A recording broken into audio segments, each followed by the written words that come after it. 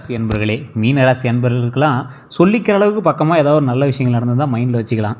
ஒன்றுமே என்ன பக்கமாக ஒரு அசைப்போகிற அளவுக்கு கூட நல்ல விஷயங்கள் எதுவும் நடக்கலையே சார், ரொம்ப நாளாக இயங்கிட்டு இருக்கிறோம், ஏதாவது ஒரு நல்ல செய்தி கிடைக்குமான்னு அப்படின்னு ரொம்ப ஆவலாக எதிர்பார்த்துருந்த காலங்கள் தான் அதிகம். ஏன்னா ஒவ்வொருத்தனுக்கு ஒரு சில காலங்களில் நல்லது நடந்திருக்கும், மற்ற காலங்களில் அதுக்கு தகுந்த மாதிரி ஏதாவது ஒரு சின்ன சின்ன விஷயங்கள், அதாவது ஒருத்தர் சிரிச்சானா மறுபடியும் கொஞ்சம் நேரம் கஷ்டப்படுவான், மறுபடியும் சிரிப்பான் அப்படிம்பாங்கல்ல. ஸோ அந்த மாதிரி ஏதாவது நடுவிலையாவது ஒரு சிரிப்பு வந்துட்டு போயிருந்தால் ஆயிருக்கும், வச்சு செஞ்சிட்டே இருக்கேன் சார் அப்படிங்கிற மாதிரி இருக்கக்கூடிய உங்களுக்கு தான் இந்த வீடியோ. உங்களோட லைஃப்பில் ஒரு 12 வருடமாக நீங்கள் வந்து கஷ்டப்படுறீங்க அப்படின்னாலோ, இல்லை அதுக்கு மேலே கஷ்டப்பட்டுருக்கீங்க அப்படின்னாலும் இந்த வீடியோ உங்களுக்கு கண்டிப்பாக உதவும். இந்த ராசி அப்படிங்கிறது, மீன ராசி அப்படிங்கிறது இயல்பாகவே நீர் தத்துவ ராசி அப்படின்னு சொல்லுவாங்க. மீன் அப்படிங்கிறதால ஒரு நாள் தண்ணியில் இருக்குமா அதனால் நீர் தத்துவம் அப்படின்னு சொல்கிறாங்கன்னா அதனால் கிடையாதுங்க. இதோட அதிபதி வந்து குரு, வியாழன் அப்படின்னு சொல்லுவாங்க. ஸோ இந்த ராசிக்காரங்க எப்போவுமே ரொம்ப மென்மையானவங்களாக இருப்பாங்க. இப்போ தண்ணியில் இருக்கக்கூடியவங்க எவ்வளோ, இப்போ ஸ்கின்னை தண்ணியில் வச்சுருந்தா எவ்வளோ நேரம் இருந்தால் எப்படி மென்மையாக இருக்கும், அந்த மாதிரி உடலிலும் மென்மை மனதளவிலும் மென்மை கொண்டவர்கள் இந்த மீனராசிக்காரர்கள். கருணையும் இரக்கமும் அதிகமாக இருக்கக்கூடிய ராசி இந்த மீனராசி. யாராவது உங்ககிட்ட ஒன்று இல்லை அப்படின்னு கேட்டால் 10 ரூபா கேட்டால் 100 ரூபா கொடுக்கக்கூடிய ராசி.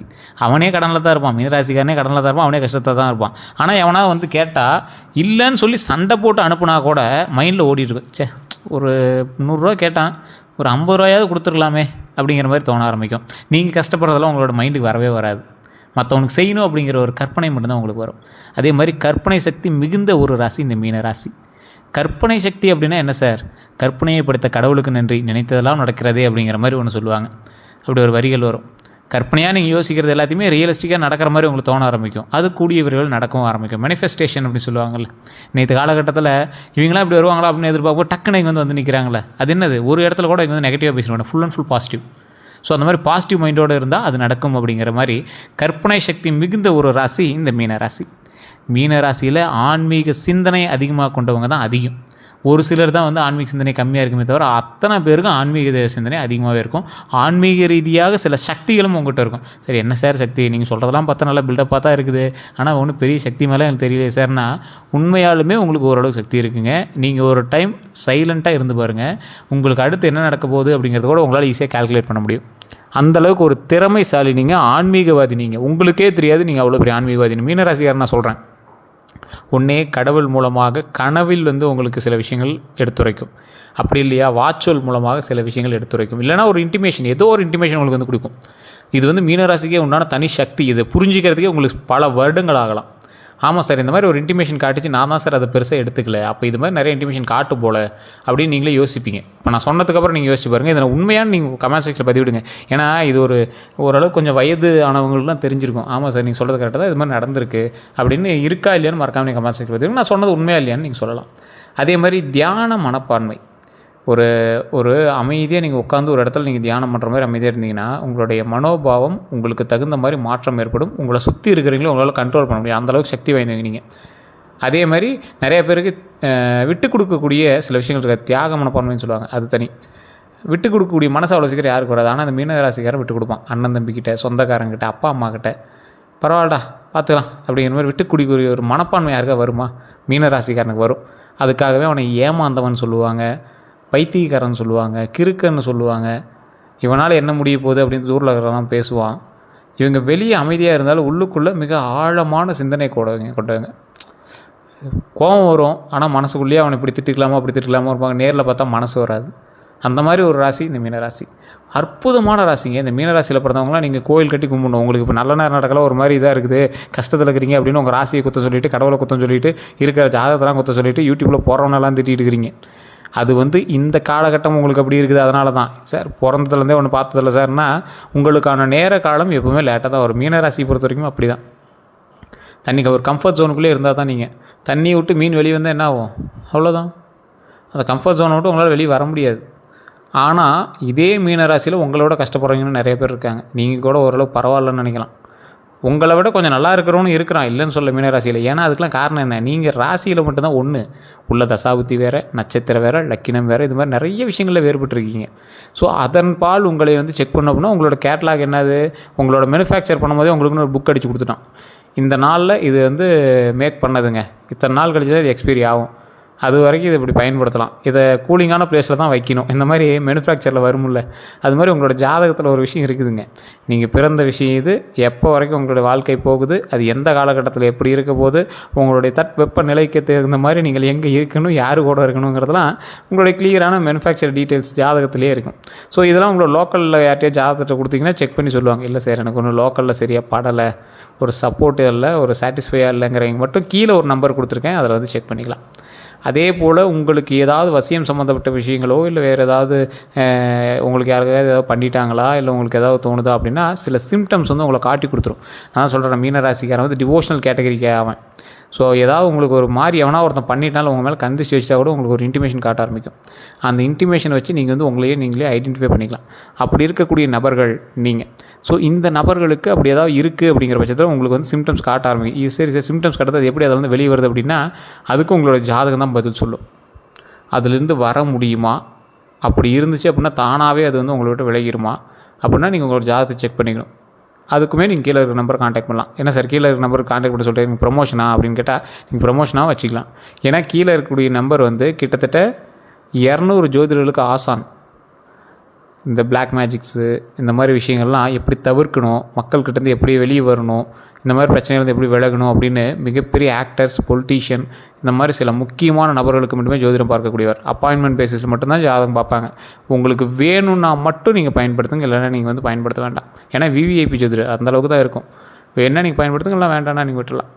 சரி சார், இந்த மீனராசிக்காரர்களோட பண்பு நலங்கள் எப்படி இருக்கும்? எவருக்குமே தீங்கு நினைக்காத ஒரு நபர் அப்படின்னா அதுதான் உங்களுடைய நல்ல பண்பு அப்படின்னு சொல்லுவாங்க. உதவி செய்ய விருப்பம் அதிகம் உங்களுக்கு. உங்கள்கிட்ட பணம் இருக்கோ இல்லையோ, உதவி செஞ்சால் நல்லா இருக்குமேன்னு தோன்ற மனசு இருக்குல்ல, அதுதான் பெரிய விஷயம். காதல், நட்பு இந்த மாதிரி உணர்வுலாம் கொஞ்சம் ஆழமாக இருக்கும். நட்புனா ரொம்ப ஓவராக போவீங்க, காதல்னால் ரொம்ப டீப்பாக இறங்கிடுவீங்க. கலை, சினிமா இந்த மாதிரி ரைட்டிங் இந்த மாதிரி விஷயத்தில் ஈர்ப்பு அதிகமாக இருக்கும். உங்களால் செய்ய முடியல அப்படின்னாலும் ஆசையாவது உங்கள் மேலே இருக்கும். சார் இந்த மாதிரி விஷயத்தெல்லாம் கலைத்துறையில் இருக்குன்னு ஆசை சார், குடும்ப சூழ்நிலையால் வேலைக்கு போய்ட்டுருக்கு சார் அப்படின்லாம் இருப்பீங்க. அப்படிலாம் இருந்தீங்கன்னா மறக்காம கமெண்ட்ஸில் பதிவிடுங்க. இப்போ நான் சொல்லும் போது உங்களாம் கண்ணீரே வரும். சார் நீங்கள் சொல்கிறதெல்லாம் உண்மைதாங்க, இப்போலாம் இருக்குன்னா சில ஆசை இருக்குது சார். மற்றவங்க மாதிரி வாழணும், மடிப்பு கலங்காத ட்ரெஸ்ஸை போடணும், அழுக்காகாத ட்ரெஸ்ஸை போடணும், நல்ல ஒரு வேலைக்கு போகணும், கடன் இல்லாத வாழ்க்கையாக இருக்கணும், இஎம்ஐ கட்டாத ஒரு வாழ்க்கையாக இருக்கணும், பிடிச்ச மாதிரி வாழணும், சில பொருட்கள் எல்லாம் வாங்குறாங்க அது மாதிரி வாங்கணும், நிலம் வாங்கணும், காடு வாங்கணும், வீடு வாங்கணும், இந்த மாதிரி நிறைய வாங்கணும் ஆசை சார். ஆனால் என்ன சார், காலத்தின் கட்டாயமாக ரொம்ப அவஸ்தைப்பட்டுருக்கிறதா இருக்குது. அது எல்லாத்தையுமே என்றைக்கு சார் சரியாகும், என்றைக்கு நான் இந்த பிரச்சனைலாம் வந்து வெளியே வருவேன், என்றைக்கு எனக்கு நல்ல சந்தோஷமான வாழ்க்கை கிடைக்கும், எப்போ நிம்மதியான தூங்கி எழுந்திரிப்பேன், எப்போ சார் நான் சந்தோஷமாக இருப்பேன் அப்படின்னு கேட்குறவங்களாம் கொஞ்சம் பொறுத்துருங்க. கொஞ்ச நாளும் தான். அதுக்கப்புறமேட்டு மகிழ்ச்சியான காலங்கள் காத்திருக்குது. உடனே இப்போ இந்த வீடியோ பார்த்தோன்னே நல்லது நடக்குது அப்படின்னாலும் அது ஃபேக்குங்க. உங்களை வந்து திசை திருப்புறாங்கன்னு அர்த்தம். உடனே ஜாதகம் பார்த்துருங்க, உடனே உங்களுக்கு வந்து சால்வ் ஆகிடும். அதெல்லாம் சும்மா. இந்த கோயிலுக்கு போய்ட்டு வாங்க, உடனே சால்வ் ஆகிடும். கோயிலுக்கு போய்ட்டு வந்தால் மாற்றங்களுக்கான சிந்தனைகள் உருவாகும். அது நிறைய பேருக்கு தெரியறதில்ல. அதே போல் காலமும் நேரமும் கைக்கூடி வந்தால் மட்டுமே உங்களால் எதையும் செய்யவே முடியும். நீங்கள் ஒரு வீடியோ பார்க்குறீங்க, ஒரு மோட்டிவேஷன் வீடியோ பார்க்குறீங்க, ஓகே சூப்பர்னு தோணும். ஆனால் அதை எஸ்டாப்ளிஷ் பண்ணுறதுக்கு ஒரு காலமும் நேரம் வந்தால் மட்டும் தான் உங்களால் பண்ணவே முடியும். கடன் ஒரு 1 கோடி ரூபா கடனில் இருக்கீங்க, ஆனால் வீடு கட்டணுங்கிற டைம் வந்துச்சுன்னு வச்சுக்கோங்களேன், கையில் காசே இல்லாமல் நீங்கள் ஆரம்பிச்சுன்னா கூட வீடு கட்டி விடுவீங்க. கையில் பணம் வச்சுக்கிட்டு இருந்து வீடு கட்டக்கூடிய நேரம் வந்தால் மட்டும்தான் வீடு கூட கட்ட முடியும். தெரியுமா? அது நிறைய பேருக்கு தெரியறதில்ல. அதே மாதிரி உங்களுக்கு சிக்கலான சில பக்கங்கள் ஒன்று இருக்குதுங்க. என்ன அப்படின்னா, எளிதில் மனம் உடையக்கூடிய நபர் நீங்கள். யாராவது சொல்லிட்டாங்கன்னா டக்குன்னு அப்படி மைண்ட் அப்செட் ஆகிடுவீங்க. யாரையும் அதிகமாக நம்புறீங்க, அதை கொஞ்சம் தவிர்த்துக்கோங்க. தங்களது பிரச்சனைகளை வெளியில் சொல்ல மாட்டாங்க. இதில் இந்த மீனராசிக்காரன் முக்கியமான ஆள். அவனோட பிரச்சனை வெளியே சொல்ல மாட்டான். சொன்னால் கூட அதுக்கு ஏதாவது ஒரு தீர்வு கிடைக்கும். நீயே குழம்பிட்டு இருக்கிறதுனால ஒரு பிரயோஜனம் இல்லை அப்படிங்கிறது மைண்டில் ஞாபகம் வச்சுக்கோங்க. சார் சொன்னால் குழம்புறன்னு சொல்கிறாங்க சார், யாருக்கிட்ட சொல்கிறீங்கிறது பொறுத்து இருக்குதுங்க. சில நேரங்களில் ஓட்டம் பிடிக்கும், எஸ்கேப் டெண்டன்சி. ஏதாவது பிரச்சனை எதுக்கு போய் வேலையை பார்க்கலாம் அப்படின்ட்டு எஸ்கேப் ஆகிடுறீங்க. அது இன்னும் கொஞ்சம் ட்ரை பண்ணிங்கன்னா அது சக்ஸஸ் வந்துடும். அதாவது ஒரு புதையல் தோன்றீங்க, வயிறு இன்னும் ஒரு 1/2 அடியில் 1 அடியில் இருக்கும் போது வந்துட்டு ஏதாவது அழிக்குது, வேலை பொழப்பில்ல, போய் வேலையை பார்க்கலாம் அப்படின்னு போயிடுறீங்கள. ஸோ அந்த மாதிரி எஸ்கேப் டெண்டன்சிலேருந்து கொஞ்சம் வெளியே வாங்க. மற்றவர்களும் எப்படி பழகுவாங்க அப்படிங்கிறது மிகவும் நெருப்பம். ஒரு ராசிக்காரன் இன்னொருத்தன்ட்டு பழகும் போது அவனோட குணாதிசயத்தை கண்டுபிடிக்க முடியும். இந்த ராசிக்காரன் மட்டும் மற்றவங்கள்ட்ட நெருக்கமாக பழகும் போது உண்மையாக இருப்பான், ரொம்ப உண்மையாக இருப்பான். இவன் என்னடா இவ்வளோ உண்மையாக இருக்கிறாங்கிற மாதிரி எதிரில் இருக்கிறவனுக்கே தோண ஆரம்பிக்கும். ஒரு மனதில் வச்சா அவருக்காக எல்லாத்தையும் செய்வாங்க. நேராக பேச மாட்டாங்க, இன்டைரக்ட் கம்யூனிகேஷன். வேறு ஒருத்தனோட சொல்லுவாங்க. இவன் வந்து டேரெக்டாக அந்த மீனராசிக்காரன் பேசினானா இவன் எங்கேயோ போயிருப்பான். அப்படியே ஒரு இன்ட்ரோவர்ட்டும்பாங்கள்ல அந்த மாதிரி அப்படியே சைலண்ட்டாக போயிட்டுருப்பாங்க. தங்கள் உணர்ச்சியை மறைத்து வைத்துக் கொள்ளக்கூடிய சில நபர்களில் இவர்களும் ஒருவர். சைலண்ட் லவர், சைலண்ட் ஃப்ரெண்ட்ஸ் இந்த மாதிரி இருப்பாங்க. சரி, இவங்ககிட்ட எப்படி பழகுவாங்க மற்றவங்க? ஆரம்பத்தில் எல்லோரும் இவங்ககிட்ட பிடிக்குங்க. அவர்கள் மென்மையாக சில பலவீனமாக நினைப்பாங்க. பயன்படுத்தி கொள்வதுக்கு முயற்சி பண்ணுவாங்க. உங்களை யூஸ் பண்ணிக்குவாங்க. உங்களை யூஸ் பண்ணிட்டு தான் அதிகம். சிலர் இவங்களை வந்து புரிஞ்சு கொள்ளவே மாட்டாங்க, விலகுவாங்க. Good person but easily hurt. நல்ல மனிதர் தான், அவங்கள வந்து ஈஸியாக ஹர்ட் பண்ணிடலாம். ஏமாற்றங்கள் தோவங்களாம் அதிகமாக சந்திச்சு ராசி. எந்த விஷயங்கள் அதிகம் அப்படின்னா காதலில் தான்.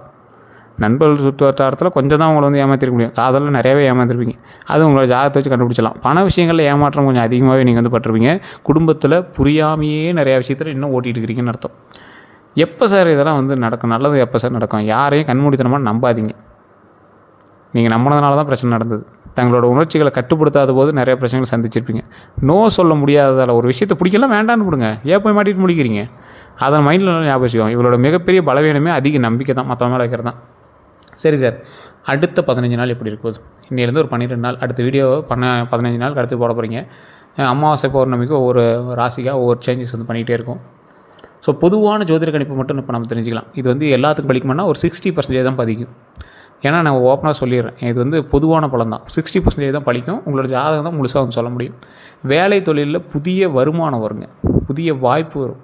ஆனால் அது எந்த அளவுக்கு இருக்குன்னு உங்களுடைய ஓவரால் ஜாதகத்தை பார்த்தா மட்டும் தான் கணிக்க முடியும். ஆனால் உடனே முடிவு எடுக்க வேண்டாம். ஏதாவது ஒரு வாய்ப்பு வருது அப்படின்னா உடனே முடிவு எடுக்காதீங்க. ஃபஸ்ட்டு செக் பண்ணுங்கள். பழைய திட்டங்களை மெதுவாக நடக்கும், அது அப்படியே கொஞ்சம் கொஞ்சமாக நகர ஆரம்பிக்கும். அதை வச்சு நீங்கள் சரி பண்ணிக்கலாம். அதே போல் நல்லது தான் நடக்கும், கவலைப்பட தேவையில்லை. பணம் அன்எக்ஸ்பெக்டட் எக்ஸ்பென்சஸ் வரும். சேமிப்பு அவசியம். கண்டிப்பாக அதை மட்டும் மைண்டில் ஞாபகம் வச்சுக்கோங்க. சேமிப்பு தான் முக்கியம். அதே போல் உறவுகளில் பழைய நண்பர்கள் வந்து மீண்டும் தொடர்பு கொள்வாங்க. காதலில் கிளாரிட்டி வரும். ஆரோக்கியத்தில் மன அழுத்தம் அதிகமாக இருக்கக்கூடிய ஒரு காலகட்டமாக இருக்குது. அதே மாதிரி தூக்கத்தை நல்லா கவனிங்க.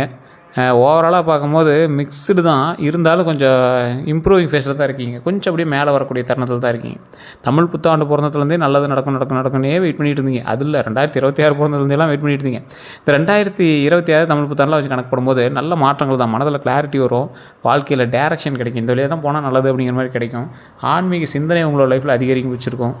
கவனிக்க வேண்டிய விஷயம் என்ன தெரியுமா? பழைய பிரச்சனைகள்லாம் மீண்டும் நினைவுக்கு வரும். சில உறவுகள் முறியும். ஸோ அதெல்லாம் கொஞ்சம் பார்த்து பக்குவமாக பேசி சரி பண்ணிக்கிறதுக்கான வழியை பாருங்கள். இது ஒரு டிரான்ஸ்ஃபார்மேஷன் பீரியட் அப்படின்னு சொல்லுவாங்க. கொஞ்சம் நிதானமாக உருவெடுத்தீங்க அப்படின்னா நல்லதுங்க.